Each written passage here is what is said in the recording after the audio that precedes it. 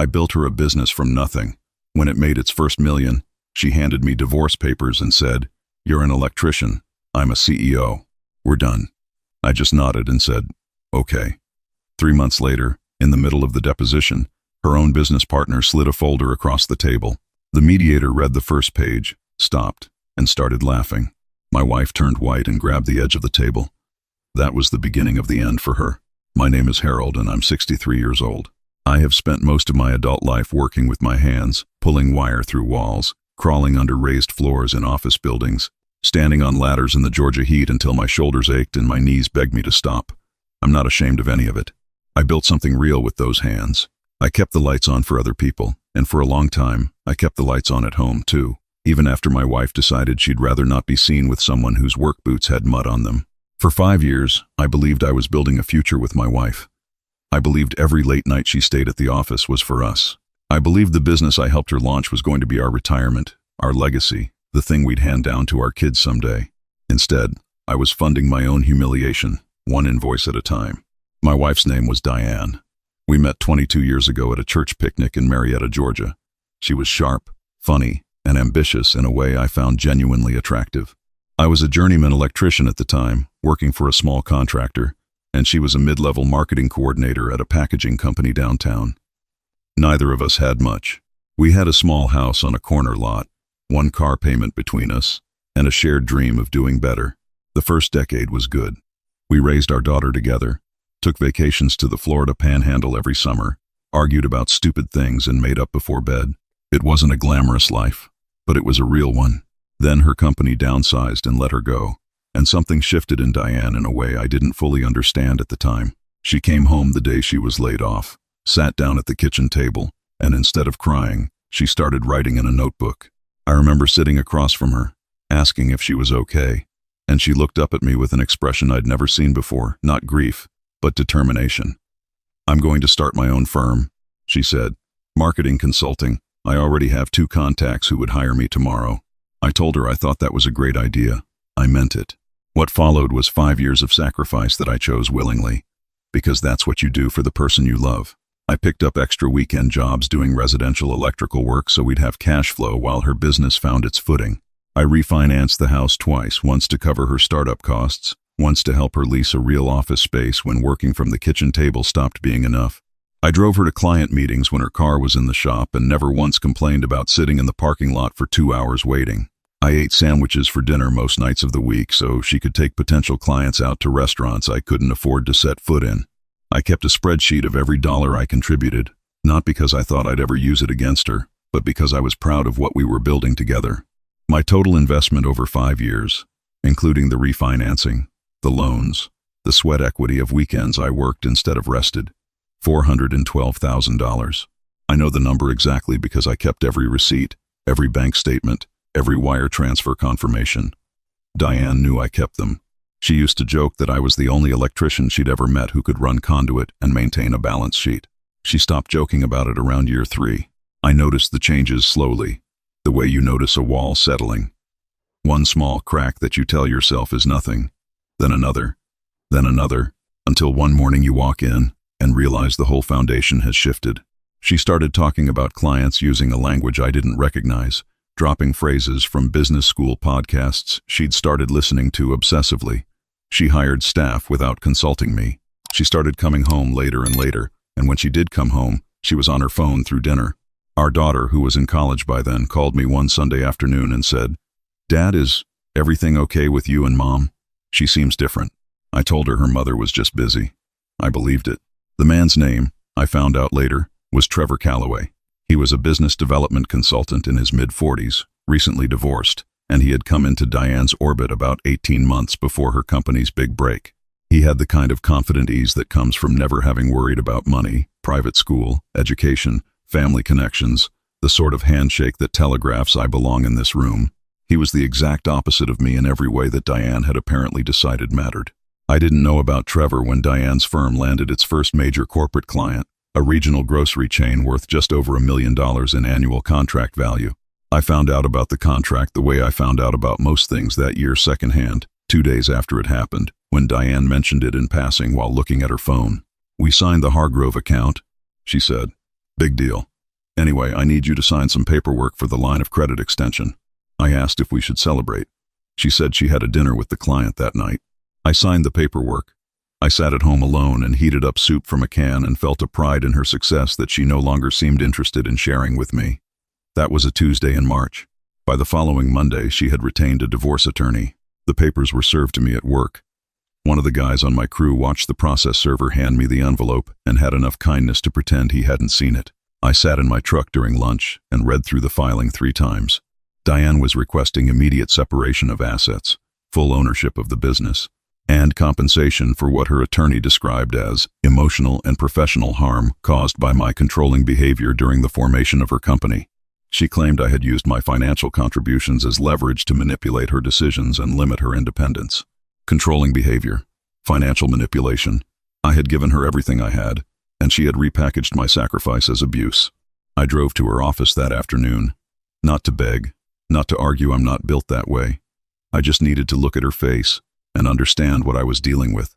She met me in the lobby, and she was wearing a blazer I'd never seen, expensively cut, the kind you pick out with someone else's opinion in mind. She looked at me the way you look at a piece of furniture you've decided to donate. "Harold," she said, her voice careful and precise, "I think it's better if we let the attorneys handle things from here. I just want to understand," I said. "After 22 years, I want to understand what happened." She glanced toward the elevator, and that's when I saw him, Trevor, holding 2 cups of coffee, watching us from across the lobby, with the relaxed expression of someone who already knew how this story ended. Diane turned back to me and said, in a voice low enough that only I could hear it, "What happened is that I outgrew you, Harold. I needed a partner who could keep up. You're a good man. You're just not the right man for where I'm going."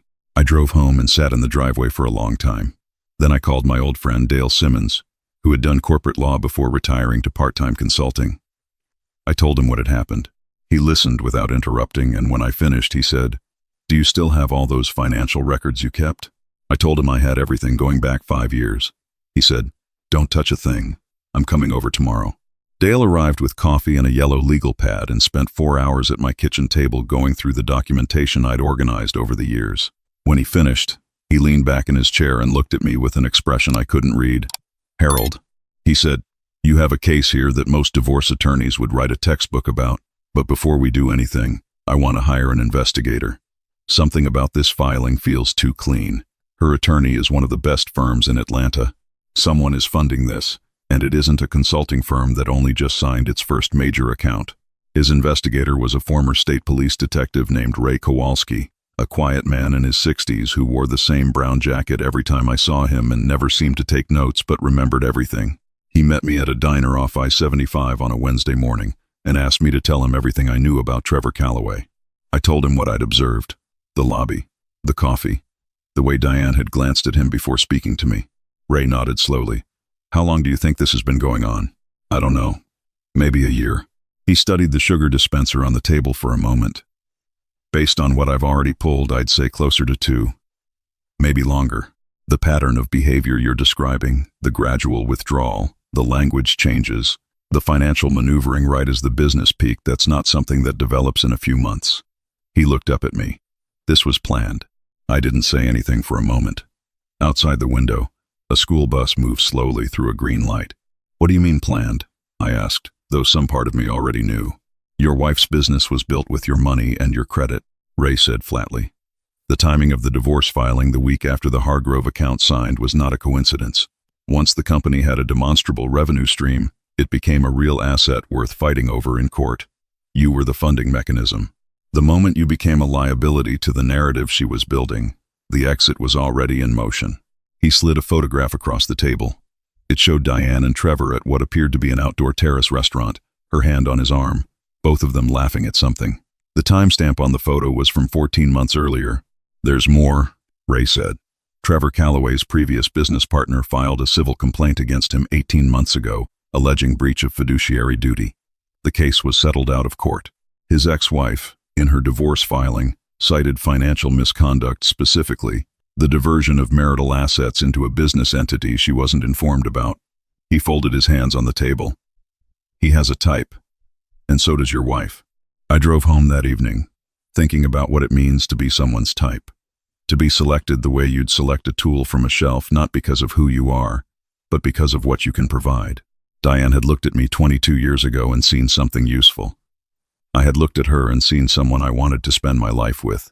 The distance between those two things was the distance between what I thought our marriage was and what it actually had been.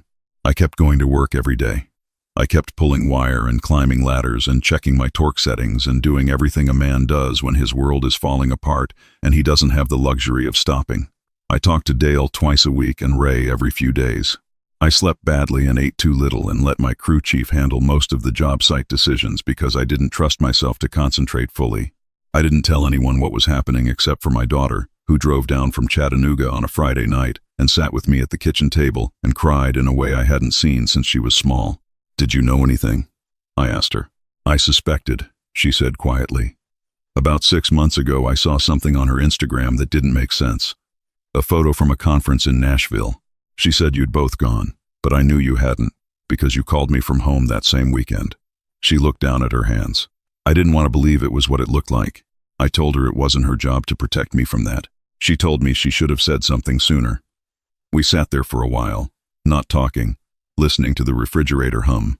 3 weeks into Ray's investigation, he called me on a Sunday afternoon with a development that reordered everything I thought I understood about the situation. "Harold, are you somewhere you can talk?" I told him I was home alone. He said, "I've been looking at the business incorporation documents for Diane's firm. The original LLC filing from 5 years ago lists 2 managing members, Diane and Trevor Calloway." I sat down on the back porch steps. "What?" "Your wife's company was co-founded with Trevor as a silent partner. He's been a 10% stakeholder from the beginning. The way the operating agreement is written, his involvement was structured to be invisible on the surface documents, the ones you would have seen. But the underlying filing at the Secretary of State's office tells a different story." The implication hit me slowly, the way something does when it's too large to absorb all at once. I had refinanced my house to fund a business that another man was already a partner in. I had eaten canned soup for dinner so that Diane could take clients out and grow an enterprise that had been built, at least in part, for the benefit of a man I hadn't known existed. My sacrifice hadn't just been exploited, it had been engineered. I was never a partner in this business. I was a funding source. "Does that change our legal position?" I asked. "Significantly," Ray said. "It establishes a conspiracy to defraud. It means her claims of financial abuse flip entirely. She and Calloway used your financial contributions to capitalize a venture you were deliberately excluded from. And it means that every dollar you put in has a documented path." He paused. "There's one more thing." I waited. "Trevor Calloway has been in conversations with a private equity firm in Charlotte about selling a majority stake in the company. The preliminary term sheet was signed 11 days ago. The deal values the firm at $4.2 million. I stood up from the porch steps and walked to the edge of the yard. The grass needed cutting. The oak tree in the corner had dropped a branch in last week's storm that I hadn't gotten around to clearing. I looked at my house. My house. The one I'd refinanced twice. The one I'd paid down faithfully for 15 years before any of this started. And I understood something in my chest that I didn't have a word for. Not rage, exactly. Something colder and quieter. "Ray," I said, "I want you to document everything. Every dollar, every signature, every communication between them you can legally access. Everything." "Already started," he said. "Dale and I met the following week to go over what we had." He had brought in a colleague of his, a litigator named Patricia Hines, who specialized in business fraud cases. She was a small, precise woman in her 50s who sat very still and asked questions with the efficiency of someone who charged by the minute and meant it. When Ray finished walking her through the evidence, the incorporation documents, the equity structure, the PE deal timeline, the forged signature on one of the line of credit applications, she set down her pen and looked at me. "Mr. Harold," she said, "your wife and her partner structured this deliberately to exclude you from economic participation while using your assets to capitalize the venture. That's fraud, not gray area fraud. Clear, documentable fraud." She paused. "I want to know about the email backup." I blinked. "What email backup?" She slid a page across the table, one of Ray's exhibits. It was a screenshot of a server configuration file. "When you set up the internet and network equipment at her office 2 years ago, you configured a cloud backup system for the office server. The account is registered to your name and your personal email address because you used your credentials when you set it up. That backup has been running continuously ever since." I stared at the page. I forgot about that, I said. It was true. I had set up the system on a Saturday afternoon as a favor, the way I did most things quietly, without being asked twice, without expecting anything in return. I had used my personal account because that was easier than creating a new one at the time, and I had never given it another thought. The backup contains 2 years of internal communications, Patricia said. Emails, shared documents, calendar entries. She looked at me steadily. We have a legal right to access it. It's registered to you. I nodded slowly. I want you to understand what we might find in there, she said, and I want you to be prepared. What we found was worse than I had let myself imagine. The emails went back further than the camera footage timeline I'd been given. Trevor and Diane had been in communication for over 3 years, not just as romantic partners, but as co-conspirators in a financial strategy that had been designed with my specific situation in mind. There were emails discussing my income level, my credit profile, my willingness to take on debt for someone I loved. One exchange, from 2.5 years earlier, showed Diane writing to Trevor, "He'll do the second refinance without questioning it. He always frames everything as investment in our future. That's exactly what we need right now," Trevor replied. "Perfect. Once we hit the Hargrove threshold, we move. Make sure the LLC documents are updated before then." There was an email to Diane from Trevor dated 6 weeks before the divorce filing that read, in part, "Your attorney says the financial abuse framing will hold as long as we can demonstrate that he controlled access to information about the business. The fact that you kept him out of the operating agreement actually helps us here. He can't claim he was a partner if his name was never on the paperwork." Diane's response, "He kept every receipt. Is that a problem?" Trevor, "Only if his attorney is better than ours. Let's make sure that doesn't happen." They had taken steps to ensure I couldn't afford a good attorney. The divorce filing had been timed to coincide with the end of a quarter when my cash reserves were lowest, after I'd made a large payment on the business line of credit.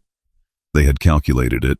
I sat with Patricia and Dale in that conference room for a long time after we finished going through the documents. Outside the window, Atlanta hummed and shimmered in the August heat. I thought about every Saturday I had worked instead of resting, every meal I had skipped, every quiet night I had sat at the kitchen table feeling proud of what we were building. "What do I do now?" I asked. Patricia gathered the papers into a neat stack. "We let them walk into the mediation next week believing they've already won," she said, "and then we show them what you have." The mediation was scheduled for a Tuesday morning at the offices of Diane's attorney, a glass and marble firm in Buckhead that made my work boots feel out of place the moment I walked through the door. Diane was already there when we arrived, seated at a long conference table with her attorney, a polished man named Graves, who had the kind of confidence that comes from rarely losing, and Trevor, who had been formally identified in our filings as an interested party due to his stake in the business. Diane looked good. She was dressed for a business meeting, not a mediation power blazer, hair done, the kind of composed expression that telegraphs certainty. When she saw me walk in with Patricia Hines, something flickered across her face. She knew Patricia's name. I could tell by the way her composure adjusted slightly, like a picture frame being straightened. Trevor sat beside her, his hand resting near hers on the table. He looked at me with the particular blankness of someone who has already written you out of the story and finds your continued presence mildly inconvenient. The mediator was a retired judge named Wallace Briggs, a tall man in his 70s with white hair and the calm, unhurried manner of someone who has seen every variety of human behavior and stopped being surprised by any of it. He opened the session by summarizing the outstanding matters, asset division, business valuation, the spousal support claim, and invited Graves to present his client's position first. Graves was smooth. He laid out Diane's narrative with the practiced confidence of someone who had rehearsed it and believed in it completely. A self-made businesswoman who had built a successful firm through her own talent and effort, hampered for years by a husband who used financial dependency as a form of control, who now deserved full ownership of the company she had created and fair compensation for the professional setbacks caused by his limiting behavior. Diane nodded at appropriate moments. She was very good. When Graves finished, Wallace Briggs turned to Patricia. "Miss Hines?" Patricia stood up slowly. "Thank you," she said. "My client categorically denies all characterizations of his behavior as controlling or harmful. He was, in fact, the primary financial architect of the business now under dispute, a fact we are prepared to demonstrate in considerable detail." She paused. "Before we get to the financial records, however, I'd like to introduce evidence regarding the true ownership structure of Callaway Garrett Consulting, LLC. Graves frowned. "I'm not sure what relevance." "Mr. Callaway," Patricia said, looking directly at Trevor, is listed in the original LLC filing as a 10% managing member of the firm. This arrangement was concealed from my client through the use of a tiered document structure that presented him with incomplete incorporation records. She slid copies of both documents, the surface version and the pressed, underlying Secretary of State filing, across the table to Briggs. The mediator studied them with the quiet attention of someone who understands exactly what he's reading. Trevor's jaw tightened almost imperceptibly. Furthermore, Patricia continued, we have documentation establishing that Mr. Calloway and Mrs. Diane were in a personal and professional relationship at the time my client was solicited to provide the primary capital investment in this business, specifically the 2 refinancing transactions totaling $340,000. She laid the email printouts on the table, organized in chronological order, each one highlighted and annotated. Graves was on his feet. I must object to the introduction of private communications without. The communications were obtained from a cloud backup server registered to my client, Patricia said calmly. He established the server account using his own credentials when he performed the IT installation as a service to his then-wife. The account has been legally registered to him continuously. She looked at Briggs. We have the account registration documentation here. Briggs picked it up, read it, set it down. He looked at Graves. Sit down, counselor. Graves sat. The room had gone very quiet. Diane's hand was flat on the table now, no longer near Trevor's. I watched her face work through several calculations. Patricia laid down one more document. This is an email exchange from 26 months ago in which Mrs. Favors, Diane, explicitly discusses my client's financial profile and his likelihood of approving additional debt as a mechanism for capitalizing the business. The language is precise and deliberate. It establishes intent. She looked at Briggs. We are prepared to make the full email archive available to this mediation or to a court at whatever level of review is determined appropriate. Wallace Briggs picked up the email. He read it once, then read it again. Then he set it down, removed his glasses, and rubbed the bridge of his nose. He looked at Diane for a long moment. Then he looked at Trevor. Then he did something I hadn't expected. He laughed, not loudly, not cruelly, but the kind of involuntary exhale a person makes when they encounter something so completely audacious they don't have any other response. He shook his head. Ma'am, he said to Diane, in 31 years of mediation, I have sat across from some ambitious people. But this, he tapped the email with one finger. This is something else entirely. Diane had gone the color of old plaster. She reached for her water glass and misjudged it, catching it before it tipped, but only barely. Trevor had gone very still beside her, the stillness of someone who is running calculations and not finding good numbers. Mr. Graves, Briggs said, I'm going to recommend that your clients take a very careful look at their legal exposure here before we proceed further. What began as a divorce filing has, based on this documentation, significant implications under fraud statutes that fall well outside this mediation's jurisdiction. He looked at Diane. I'm going to say this once clearly. The characterization of your husband's behavior as financially controlling, in the context of what these documents reveal, is not a narrative that is going to survive scrutiny. Graves leaned over and spoke quietly to Diane for about 30 seconds. What little color she had left drained from her face. Briggs turned to Patricia. Miss Hines, does your client wish to continue mediation at this time or pursue litigation? Patricia looked at me. I had thought about this moment for weeks. I had rehearsed what I wanted. Not vengeance. I'm not built for vengeance. Justice is a different thing. Quieter. More patient. We'd like to continue, I said. The mediation that followed lasted 4 more hours. By the end of it, every claim Diane had filed against me had been withdrawn. The business was subject to a forensic accounting process to determine exact restitution for the funds I had contributed under fraudulent pretenses. The pending private equity sale was frozen pending the outcome of a civil fraud filing that Patricia initiated before we left the building. Trevor Calloway retained separate counsel that afternoon. 3 weeks later, his former business partner, the one who had filed the civil complaint 18 months prior, came forward with additional documentation that, combined with ours, supported a pattern of predatory financial behavior spanning multiple business relationships. The civil case moved quickly after that. Trevor eventually settled for an amount that consumed most of what he would have made from the PE deal. Diane's fraud case took 8 months to resolve.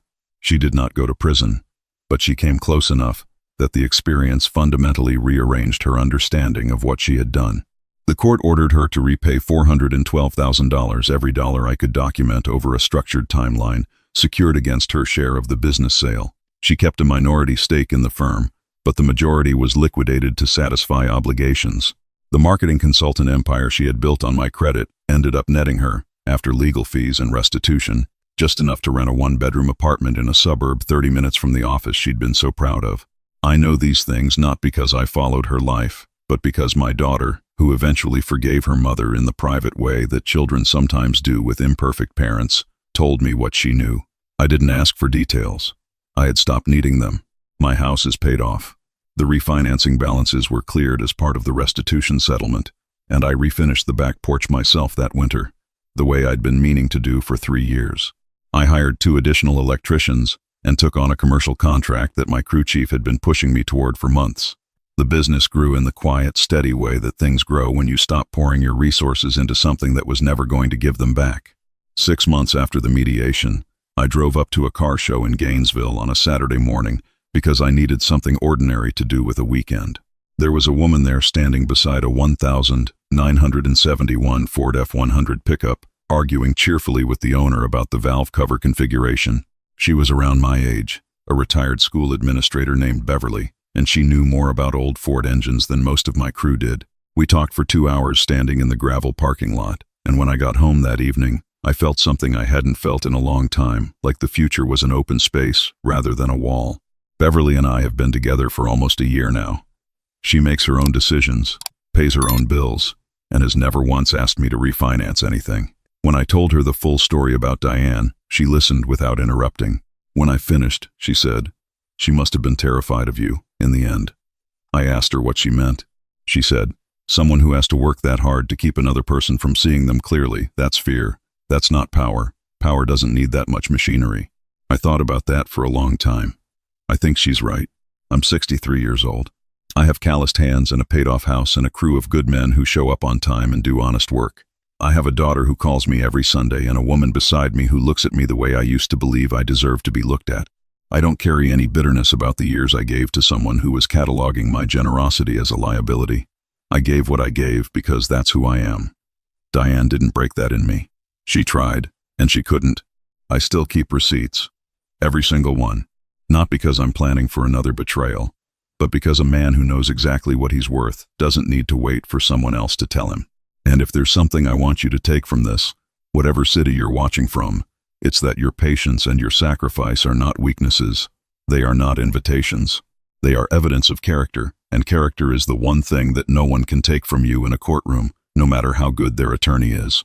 Keep your receipts, know your numbers, and never, ever mistake loyalty for foolishness, because one day, the difference between those two things will be exactly what saves you. Generosity, given freely, is never truly lost. It lives in your own character long after someone has tried to use it against you. Harold didn't win because he kept receipts. He won because he never stopped being the kind of man who shows up, does honest work, and chooses to believe the best of people. That's not naivety. That's courage. And when the right person finally sees it clearly, everything you gave away somehow finds its way back. A small note to our viewers. This story was crafted and imagined by AI, created to offer you an entertaining listen and, hopefully, a small piece of warmth worth carrying into your day.